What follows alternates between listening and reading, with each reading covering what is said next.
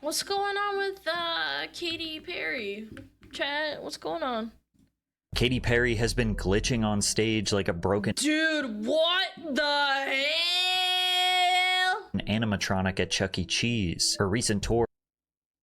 No, like actually what's happening here? Katy Perry has been glitching on stage like a broken animatronic. Isn't that a sign of like having a stroke? At Chuck E. Cheese. Like when your eye does that? Her recent tour has showcased exceptional choreography like fighting an air conditioning duct with a lightsaber. Her Dude, Patrick's going all out, man. Overwork? Yeah, that could be too. Dancing is so bad that she has resorted to just merely running in circles, and I guess if you can call this twerking, then sure. That's what she's doing. And this seems like an extreme fall from grace from the candy-coated pop star that once ruled the entertainment industry. Katy Perry's music was once dominating every award show, every radio station, and every teenager's headphones. She was bold, confident, and rebellious. Everything the 2010s told young women to be. But somewhere along the way, the persona started to crack. Her image in music was built on female self-expression. Then fans found out that this was nothing more than a brand that was carefully crafted by a man who— You know what's funny is that people think that this isn't true for other artists. It's just that they hide it well. Like, you really think that there's not a man behind like Miley Cyrus or any of those other big pop stars? Say it ain't so, right? Like, really? Do people actually fall for this shit?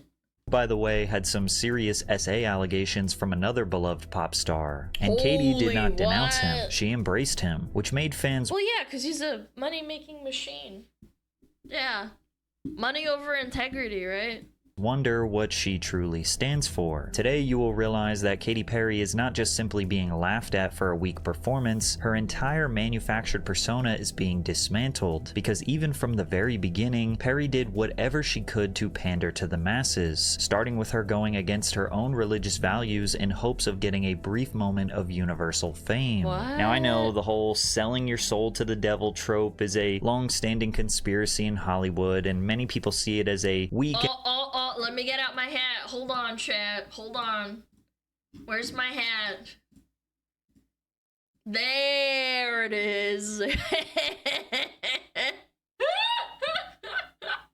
He's in conspiracy theory. It's over. An uninformed way to pass off criticism to a celebrity that you no longer like. But for Katy Perry, it's different. She literally started out as a gospel singer, then wholeheartedly admits she sold her soul to the devil when her career was not working out. That's crazy. I wanted to be like the Amy Grant of music, but it didn't work out, and so I sold my soul to the devil. Perry was raised in a traveling religious family by Pentecostal pastors, whose job was mainly to set up different churches across the United States. And while the church didn't outright reject all modern songs, they obviously preferred the music that promoted Christian values, which encouraged Perry to get into performing gospel music. Dude. She said, "I was raised in a very pseudo-strict religious household where the only thing on the menu was gospel standards like Oh Happy Day, His Eye is on the Sparrow, and Amazing Grace, all 8 verses of it. So the new kids on the block are new to me now. They're not a comeback." I'm like, oh, this is a cool song. Perry dedicated all her free time to learning how to write songs and play guitar. She often traveled to Nashville where she recorded demos and got the attention of record labels. Noticing the promising young talent, Red Hill Records signed her and assisted in the release of her debut album at age 16. Now, gospel music's religious themes don't align with the broader secular messaging of mainstream pop culture, which limits its mass appeal. So Katy saw Well, people don't like being preached to unless they want to be preached to. Like, obviously there are people who, like, love Christian rock and,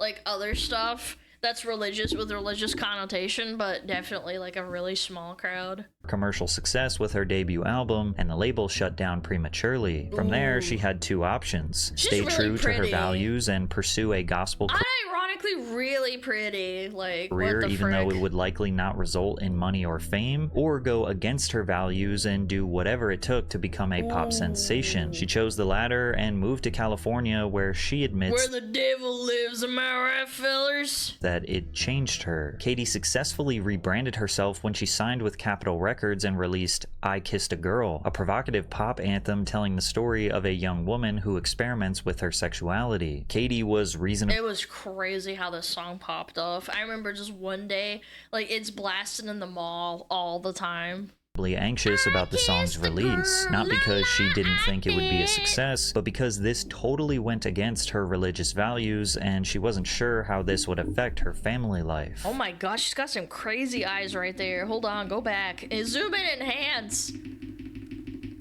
Damn, them crazy eyes. Goodness. Family life. After convincing her sister to break the news to her Pentecostal parents, the response wasn't entirely positive. They weren't mad, however, they were concerned that this was a sign that Perry was losing her way. On the Call Her Daddy podcast, Perry explained that she wasn't rejecting her parents' traditional values necessarily, but she was discovering that the world is a mixed bag, full of different cultures and beliefs that she had never explored. She said, "I met different people and I'm like, oh, you're not a bad person. I grew up thinking you were this way." That's what happens when you're in a very cultured family and you move out. Perry noticed she was 23 years old. So yeah, she moved out at 21 or 22 and then moved to California, and it kind of just blew her mind. Yeah. Taught this way, so I saw more humanity. And then even traveling around the world, once I had my success, I was like, whoa, these cultures believe in this, and this is how they work. Perry experienced that the world wasn't just black and white, that it's important to have an open mind and treat all backgrounds and ideologies with respect. But this also revealed something interesting about the new pop artist. Perry's own values basically changed over overnight. If she's able to change her worldview that fast, what's stopping her from changing whenever a new opportunity comes along that fits her needs? And shape-shifting her values would ultimately be the demise of her career. However, she was about to become an absolute sensation, and her so-called deal with the devil was about to pay off. Perry's first mainstream pop album, One of the Boys, placed a spotlight on her budding career, but Teenage Dream helped establish her as a dominant force in mainstream pop. The project produced a record-tying 5 #1 singles on the Billboard Hot 100, including California Girls, Teenage Dream, Firework, E.T., and Last Friday Night, making her the all of them were really, really popular. They all came from the same album.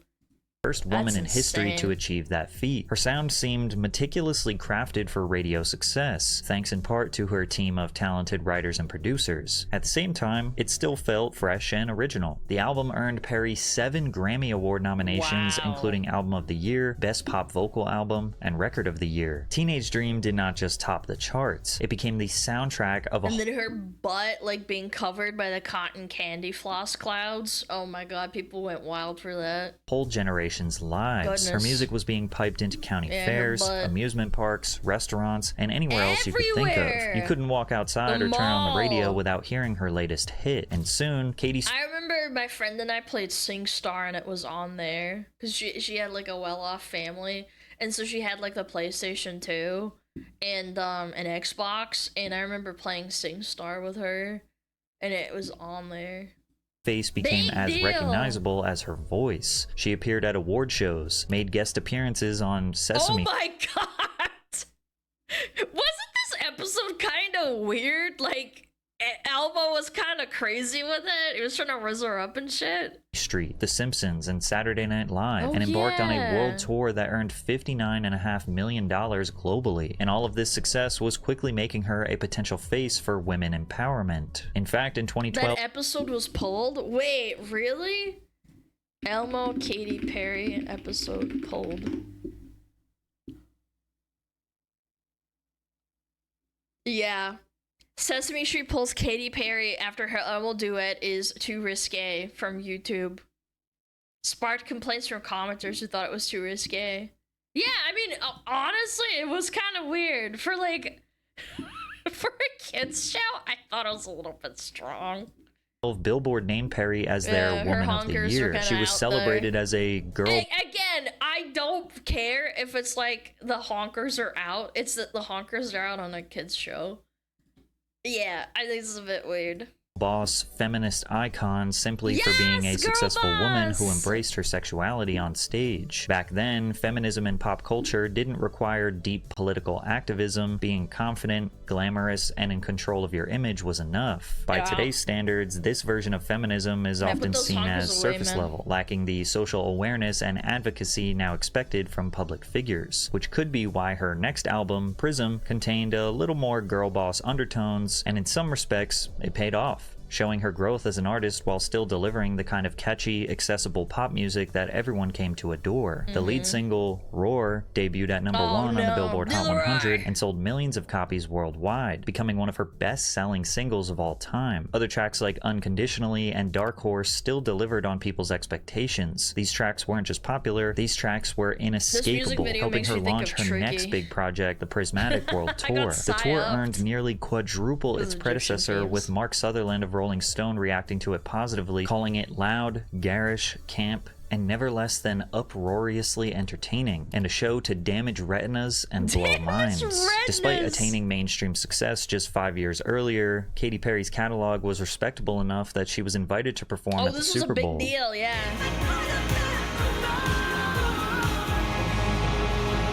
Katy's halftime performance garnered 118.5 million viewers in the United States, becoming the most watched and highest rated show in Super Bowl history, surpassing Michael crazy. Jackson and Beyonce. The viewership was even I think Michael Jackson ones was so much better and crazier. But I think not everybody had a TV like back then, no. And also, they didn't have the internet, and I feel like the internet is more successful. I think if Michael Jackson was like reversed, it would have been higher because they had phones and they have phones now as opposed to like back then. Like, didn't you also have to pay for watching the Super Bowl back then? I don't freaking know. Not everybody had a TV in the 90s? No. I think the average homeless person has a fucking an iPhone. You know what I'm saying? Like I'm ADHDing out here, but the average person is more likely to have a phone than the average person back then having a TV. You know what I'm saying? higher than the game itself, which was viewed by an audience of 114.5 million. At the time, nobody could have imagined pop music without Katy Perry. However, her momentum began to slow. Oh, and another factor very likely is that the halftime show has also skipped into outside American culture. I think that also inflates the numbers too. A little bit with the release of Chained to the Rhythm, which many described as an awkward attempt at blending pop with political commentary. This was the first sign that Perry was on a different path now. Being appreciated solely for her work wasn't enough anymore. She wanted to be an activist, to become an idol for feminism in a postmodern age. But what she didn't realize is being the political pop star is a tall order to fulfill. And as social media became more popular, celebrities can't control their narratives as much anymore. If you don't practice what you preach, you will be exposed, and that damage to your reputation might be too big to repair. Katy Perry spent a considerable amount of time assisting Hillary Clinton on the 2016 presidential campaign trail. She performed They had all the celebrities endorsing Hillary. Oh no. at the DNC, made multiple public appearances alongside Clinton, and encouraged her They paid him fans to so elect much the money for first that. female president. I admire so many things about Hilly C, Hillary. and I agree with many of her informed, educated policies. I think Hillary recognizes all of our voices, and she hears us, she sees us, and she knows that we're stronger together. I Unsurprisingly, think any celebrities that endorse any presidencies are cringe. Like, they going to like the, what is it called, the rallies or whatever. I think it's pretty cringe. I think it should just be about the person, because it's like also influence, and some people will blindly follow a person. Like, if it's, you know, like you're a Katy Perry fan, it's like, oh, Katy Perry likes this person.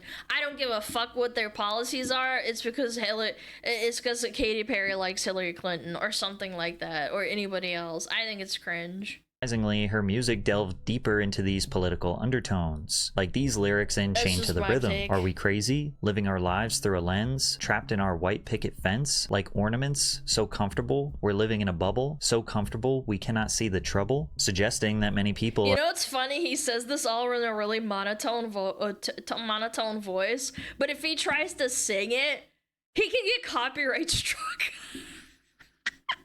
That's what people will always tell me, like, oh, why does this guy sound monotone when he's reading the lyrics out loud? And I'm like, because they'll copyright strike them. Really? Yes, absolutely. Even if you say it in a way that's kind of close to the tone. are content living in ignorance, shielded from the consequences of political and social issues. The song criticizes how society chooses to distract itself, using entertainment and media to numb or avoid uncomfortable truths. The idea being That can be a message, absolutely, but the fact that you kind of didn't go that off the rip can really throw off your audience and piss them off. Happen in many such cases. You can start off being like really wholesome and like quote unquote normal or like having no bias, but like then people get mad at you. a metaphor flip for the how script. people unknowingly submit And to it's really systems that harsh, keep them too. from engaging with reality. Already, this is too much explanation for a Katy Perry song, and perfectly demonstrates why casual listeners were shocked and confused. The beauty of Katy Perry's music was its ability to distract people from their everyday lives, not talk about the economic and political state of the world. Katy struggled to present herself as socially conscious to her broader audience without seeming out of touch or opportunistic, especially considering her follow-up singles like Bon Appetit and Swish Swish were rather shallow. According to Cosmopolitan magazine, heard of Bon these Appetit was songs. one big metaphor for sex, while Swish Swish was the requisite Taylor Swift diss track. But her transformation Why are you making diss tracks on Taylor Swift? Dude, we got these first world problems, man. was truly realized with her shaving her head. Throughout her entire career, Katy Perry sported a classic American pinup girl aesthetic, which is often criticized as a fantasy catered to male desire or the male gaze. Her buzz cut was a sharp rejection of that image. It aligned with a more modern version of She kind of looks like Miley Cyrus. You guys remember when Miley Cyrus clipped her hair like this? Adriana ironically looks like that. femininity, one that values self-definition over male approval. And this was all a part of Male-gazy. her 2017 album rollout, Witness. Illuminati! She's closing her eyes and she's got a third eye. Chat, look, my tinfoil hat worked.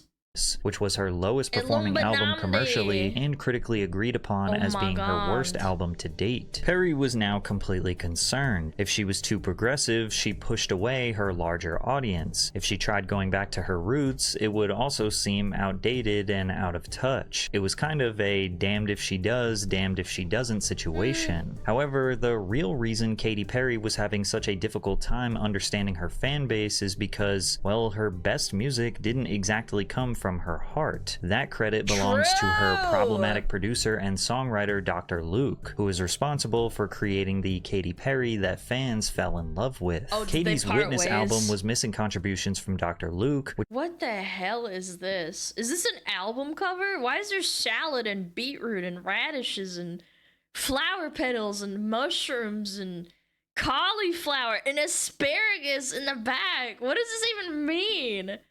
I don't want to look at salad. I want to look at a hot chick, not this. is likely why fans didn't connect with it as much. In the past, the producer played a significant role in shaping Perry's career, co-writing and producing I Kissed a Girl and Hot I and Cold, Kissed two a of her Girl. breakout singles from One of the Boys. The catchy songwriting Cold and is strong such a pop banger. production saved the dying Fillion constantly fucking sings it when I'm fucking Fillion. She sings it, man. She's like, you're hot and you're cold, and I'm like, Fillion. career of a failed gospel artist. it's History cute, it's repeated funny. itself when the pair collaborated old on song, Teenage man. Dream, where Dr. Luke was responsible for writing and producing California Girls, E.T., Last Friday Night, and The One That Got Away. On He was Prism, the Dr. Luke is devil. credited on almost every song, from pop anthems like Roar and This Is How We Do, to power ballads and hip-hop infused tracks like Unconditionally and Dark Horse. It wouldn't be a stretch to credit Dr. Luke with Katy Perry's success. I'm not saying she isn't capable of writing writing No, her because she's a performer. That's what the difference is. I mean, again, yeah, absolutely. There's totally merit with. I wouldn't say that she's like completely discredited, but he's a big part of it, man. If he doesn't produce the songs, no wonder she freaking fell off. own music, but there is a clear trend between her biggest Yeah, she's hot records too, and you Luke. know? Although she was the voice heard on every track and Yeah. barred the aesthetic that the fans loved, Dr. Luke wrote the key lyrics that the listeners connected with. His vision for each song, deciding what story would be told, and what kind of emotion the listener should feel led to a record-breaking career for Katy Perry. However, Dr. Luke was facing serious allegations of Kesha? SA from another pop star, Kesha, and Katy Perry's attempt at a balanced or neutral response Oh, if he wrote other bangers, huh? Kesha had a lot of bangers too. was seriously destructive. In 2014, Holy. Dr. Luke gained widespread media attention after Kesha filed a lawsuit against him. She accused Dr. Luke of physical and emotional abuse over the course of several years, Oh my starting when she God. was just 18 years old. Kesha also sought to be released from her recording contract. Oh my god, is that Adam Lambert? Bro, that is a freaking blast from the past. Is that Adam Lambert or am I cooked? Chat, help me out. It is Adam Lambert? No freaking way, man. I haven't with heard that Kimosabe name. Records. Her in legal so team long. argued that her contract with Dr. Luke's label was oppressive and that being forced to work with her alleged abuser was causing irreparable harm to her career and well-being. The case Wow. gained significant public support for Kesha, with many fans, fellow artists, and advocacy groups rallying behind her under the hashtag #FreeKesha. Although Dr. Luke denied all allegations and filed a defamation lawsuit against Kesha, What the court of happened? public opinion had already come to a guilty verdict. Any But artist did he get convicted or not? And no evidence was ever given? Interesting. collaborating with the disgraced songwriter became public enemy #1. Katy Yeah. tried to stay radio silent on the matter, but in late 2017, she was subpoenaed to provide a deposition in Kesha's lawsuit Subpoenaed. against Dr. Luke. In the Oh. deposition, Perry explicitly denied ever being R-worded, drugged, or assaulted by Dr. Luke. She went on to explain why she never said anything publicly. I want to stay out of it because I know them both, and I empathize with both of them, and That's obviously fair. it's a horrible situation for both of them. And the only two people that know what really went on are those two people. She also expressed feeling pressured to support Kesha because she personally knew both people involved. People were generally very angry at me for not saying anything. She said she was annoyed with both of them, and she decided to stop working with Dr. Luke because she didn't want to seem like she was picking a side. That's And while Perry fair. thought she was playing it safe, both fans and critics saw cowardice. She had now spent years fighting for progressive ideals and trying to become a leading voice that empowers women, only Okay, hold on. I'm gonna play devil's advocate for a minute here. If she really only cared about like fame and money and all this shit, and she wanted to keep releasing bangers, she probably would have just taken a side, no, or like kept working with them. They eat themselves. Yeah, absolutely, they eat each other. But I'm just saying. to be seen as a hypocrite for not unapologetically Yeah. calling out an Kind of a bummer alleged for her, huh? assailant. She's As in a if it bad couldn't get any spot. worse for her, she exhibited behavior on national television that many interpreted as predatory. In 2018, 19-year-old Benjamin Glaze auditioned for Uh-oh, American Glaze, Idol in you're hopes of glazing. pursuing a music career. After mentioning how his job at an electronics store gave him access to cute girls, Judge Luke Bryan asked Benjamin if he had ever kissed a girl and liked it, a reference to Katy Perry's song I Kissed a Girl. The flustered teenager innocently said no, revealing how he'd never been in a relationship. A stunned Katy Perry instantly demanded Benjamin to come No! Oh! here right now and kiss her on the cheek. After she deemed the first kiss was not satisfying enough, she No, okay, pause. This is already cringe, like by itself, with like the cheek kiss. You could also say that it's like a bit innocent. It's really cringe, but like, instructed him to kiss her again, but turned no. around at the last No! second and No! Oh my god, that's so cringe! kissed him on the lips. The judges then high-fived Oh my god, and they hype. Dude, imagine if she was a man and this was like a girl. This is so bad.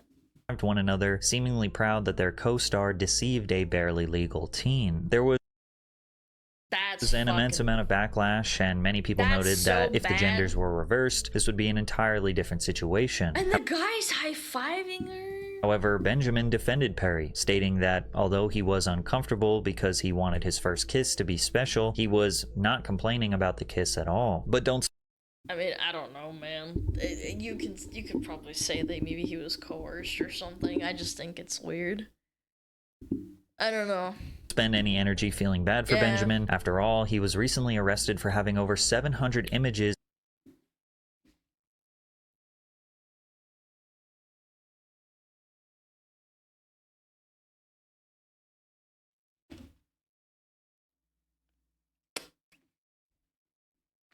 Okay. And videos of CP. And while people could have marked this situation as a one-off incident, Perry's interaction with Benjamin caused a video to... I'm actually, like, my neck keeps, like, fucking whipping around. What is going on? Surface from 2012, where a 28-year-old Perry groped an 18-year-old Justin Bieber. That's fucking weird. That's weird. Further showcasing a pattern of creepiness from the singer towards younger boys. Again, if the roles were reversed, so gross. But somehow it's okay, huh? However, nobody ever complained about Perry's behavior since teenage boys are expected to enjoy attention from older women. And this all revealed another possible layer in Perry's character, separating who she claimed to be and who she actually was. Even longtime fans at this point started to be increasingly skeptical. Why are celebs always weird, man? I think that it's the same reason why billionaires and trillionaires or whatever, people with a lot of money, they resort to doing really weird shit because the dopamine hit of being normal doesn't, like, do that anymore for them. They think they can get away with it. I wouldn't even call it like that. I would say it's like the dopamine of doing normal things, like buying a car, which would be like an enormous feat for some people. Like for me, for example, like I'd buy a new car to replace my old car. And those people that have a lot of money, they just don't feel anything anymore, so they do weird shit. Yeah, yeah, it's a different level, exactly. Feeling like she was just another part of the evil Hollywood machine. But it was just going to keep getting worse for Perry. Without the help of the experts to improve her work, her music was in serious trouble. After suffering the first huge series of losses in her career, Perry attempted to course correct with Smile, where she withdrew from political activism and reflected more on her personal struggles. Despite diving into a new No, you can't have personal struggles when you're a millionaire. No. Wait, no. Territory and embracing a retro pop aesthetic, the project didn't match the boldness, originality, or self-determination of her earlier hits. Where Witness failed by trying too hard to be meaningful, Smile failed by not trying hard enough to be impactful. And because of that, it was another decrease in commercial performance, and yet again... Ooh, another messaging. That chessboard theme, that's also Illuminati signaling, chat. Did you know that? In commercial performance, and yet again perceived as her worst album to date. I feel pretty confident in saying that this is... Oh no, not this guy. Oh man, not this dude. Katy Perry's weakest album value, to date. After Smile was described as dull and unadventurous, she seemingly took a step back from music, only releasing a couple of singles and remaining relatively out of the spotlight. And with the early 2020s seeing a plethora of other pop stars to choose from, such as Dua Lipa, Tate McRae, Tyla, Olivia Rodrigo. Oh, she's trying to hit up popular younger women.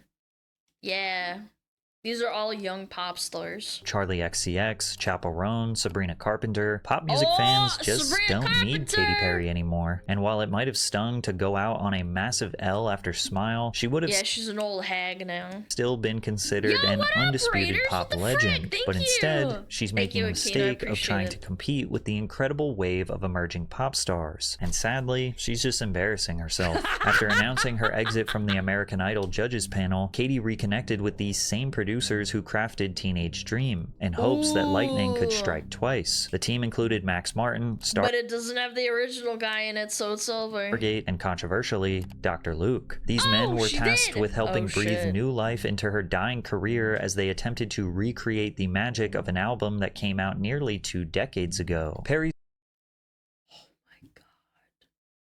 That came out freaking... When did this come out?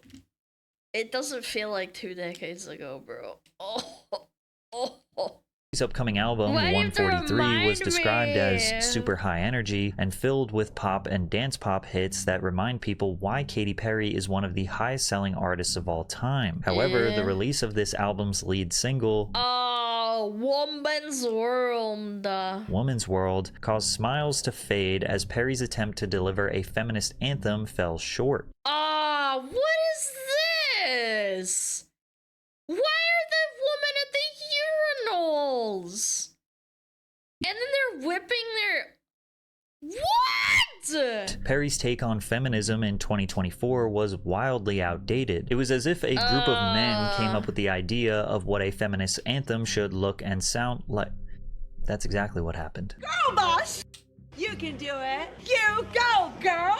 You were born... Oh, man. Oh, man. Born to shine. And with this set, it's like, ooh, we're not about the male gaze, but we really are about the male gaze. And we're really overplaying it and on the nose because I'm about to get smashed, which is like a reset, and a reset for my idea of feminine divine. Laura Snapes of The Guardian gave Woman's World 1 star out of 5, describing it as garbage. Pitchfork called the track unfathomably tepid, while criticizing the hypocrisy of Dr. Luke's involvement. Many people echoed... I mean, that aside, I just think it's fucking bad. Again, whatever this guy did, or allegedly did, because apparently he didn't even get convicted or whatever, it didn't matter because he produced bangers, so...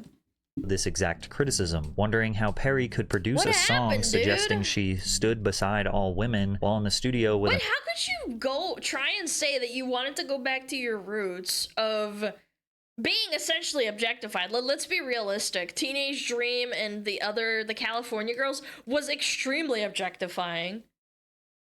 But she's somehow, like, flipping the script and be like, oh my god, like, I'm a girl boss and feminism. It's like, it's very weird. It's very tone deaf. Man accused of using his power as a man in the industry to take advantage of a young female artist. 143 absolutely bombed commercially and had 2 other singles that many are not even aware of because they didn't chart. The project as a whole received overwhelmingly negative reviews, largely due to outdated production and uninspired songwriting. It was so bad that critics speculated whether artificial intelligence was used in the process of making the album. The entire rollout has been mystifying and perplexing to me. In interviews, she's just completely skipping over the fact that everybody hated Woman's World and that everybody's mad at her for working with Dr. Luke. She couldn't even intelligently defend herself with that one. She said, I just wanted to, so I did, and I don't think it's a big deal. Huge miscalculation. And look what it led to, karma. PR. Karma has come to collect its return. And while literally nobody was falling for this idea that Katy Perry was... And again, this is why I will never understand. It's like, for example, Sabrina Carpenter unapologetically, like, says, like, oh, all men are pigs, but she unironically still makes herself look really hot and stuff. It's like, people don't care, but when you do the flippant message of, like, yeah, women are independent, but then you still dress yourself in a mesh net dress and then in underwear, essentially, I think it, like, makes people realize that you're just kind of... it's not genuine, or at least it doesn't, like, help into the delusion. Yeah, virtue signaling, essentially, yeah. The leader of the feminist movement, she was still trying to stick to the female empowerment message that she had failed to execute for years and years and years. But she once again tried by promoting a Blue Origin space launch program organized by owner and CEO Jeff Bezos and his team of engineers. I completely forgot about this. This was so funny. The idea was to show a team of modern women who... Why couldn't they get, like... Why did they make all the three of these girls are like standing there like together, and then these three are kind of like, what the helly? Played a role in a new mode of space travel. One by one, they ring a bell. Thank you, Raid. I appreciate who has it. a fear of flying, looks terrified. Thank you. The all-woman Hi, crew Raiders. joins What's hands in up? prayer. Then it's time to climb into the capsule. And immediately, nobody was Ole. falling for this marketing stunt. From the ceremonial So bell weird. ringing to how the group started calling themselves astronauts, the optics were terrible. Why are they ringing the bell? Is that something that space astronauts do? I've never seen that before. What is this cringe? All women crew that were passengers? Yeah, that too. Actually, good point. Astronauts. Yeah, you're not astronauts. You're just a bunch of chicks. What?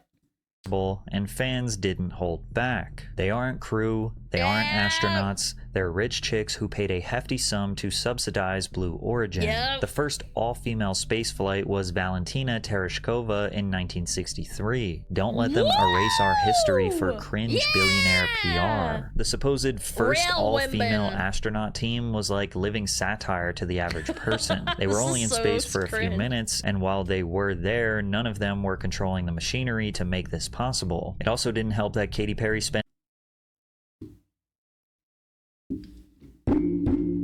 It's the fucking butterfly. most of her time promoting her upcoming tour instead of Told experiencing a miracle of modern engineering in the moment. This There's is the beyond butterfly. I tone deaf. told you it was I went coming. on a Carnival cruise the other day. I am now an explorer. Even comedians like Tim Dillon couldn't help but make fun of the obvious publicity stunt, Everyone's pointing out taking that pot Perry and the shots. other women involved didn't seem to understand that making this news was the worst possible decision. And singing Imagine, but we're all here. These people should have just quietly done this. How cool, because by the way, no one would hate you. You would have went to space, it would have been fun, and then no one would have hated you. True. Everyone hates you now. Yeah, if you just framed it as you having fun, but it's like under the frame of you being rich, people wouldn't hate you as much, genuinely. I don't think people would have cared. All you had to do He's got a was good keep point. your mouth shut about a cool rich thing you did. Based. While the economy, by the way, the economy is crumbling. I mean, I don't know how else to say it. And as if Katy Perry's public relations couldn't get any Butterfly! worse, she embarked on her Butterfly! Lifetimes tour, which has become an absolute disaster. With footage from the tour showing Perry performing mostly low-effort, Dude, it looks like she's wearing a toilet. What the hell is Times this? tour, which has become an This looks like a uterus? absolute disaster. With footage from the tour showing Perry performing mostly This looks like a stormtrooper toilet. Humiliation ritual? Ooh! Ooh! Wait! You're on to something! The elite is not happy, the devil isn't happy, so now they're manipulating her and making her go through a humiliation ritual. Football pads? Yeah, they kinda do, huh? low-effort, cringeworthy choreography that doesn't match the Dude, Project Melody pulled this off way better. She looks way better. VTubers win again. Human fleshies can't fucking compete. same aesthetic advertised on the album.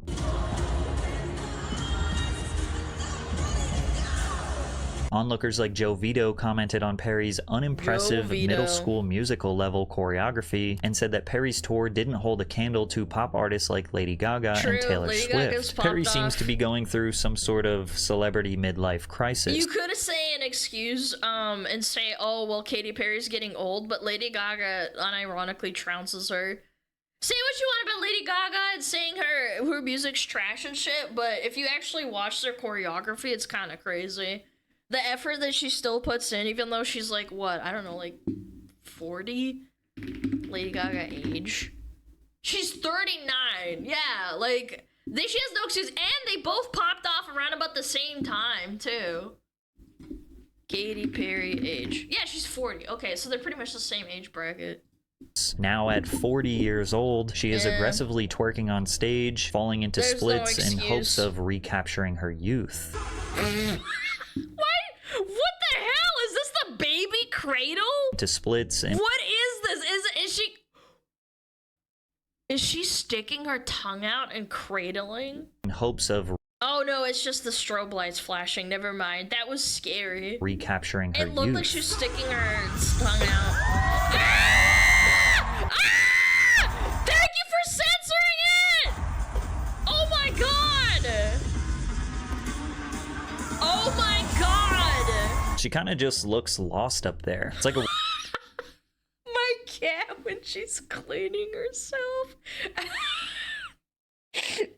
First time I've seen a flag in bio make a funny post on Twitter, I swear. woman who has pandered so many different ways that she looks absolutely confused on stage, just doing literally anything to make a spectacle because being a jester is the last chance she has at remaining relevant. Now, if this were an isolated incident, people would probably laugh and move on. But night after night, Katy's tour performances keep getting worse, and she's figured out a way to turn herself into a joke consistently in the past year. Cringe. She's become the kind of person that many just love to hate, and for a pop star, this is the kind of trap that is nearly impossible to escape. Katy Perry's story is a classic case of stand for nothing and you'll fall for anything. It may seem like she's being overly criticized for some silly dance moves and taking a 5-minute trip to space, but this is because of her long history of political pandering, virtue signaling, and not standing for those morals that she claimed to have. Damn, she Nobody fell for the actually devil, knows bro. who Katy Perry is supposed to be. And the most interesting part about all of this is that if her new music Olympic level dancing. I wasn't the only one that thought that. I was gonna make a joke about the Australian Olympic dancer, but then I thought it was a bit much. was good, most people wouldn't care about all the drama. Unfortunately, she seems to have lost her touch in the studio, or lost her resources. And with other great pop stars dominating today, it's hard to see what value Katy Perry brings to pop music in 2025. None. The spotlight didn't leave her, she just stopped shining in it. True. Damn, that was actually kind of entertaining. That was a lot of fun, low-key. Reagan did it better. A lot of people did it better than her, man. Fall from grace, man. Yeah, go check out Patrick. Even though I don't really follow like celebrity crap, I'm not gonna lie. I think he like does it really in an entertaining manner. She dated Justin Trudeau. Shut up. Justin Trudeau. Katy Perry. What? They dated? 1 week after Katy Perry and Justin. Oh my god. No fucking way. No way.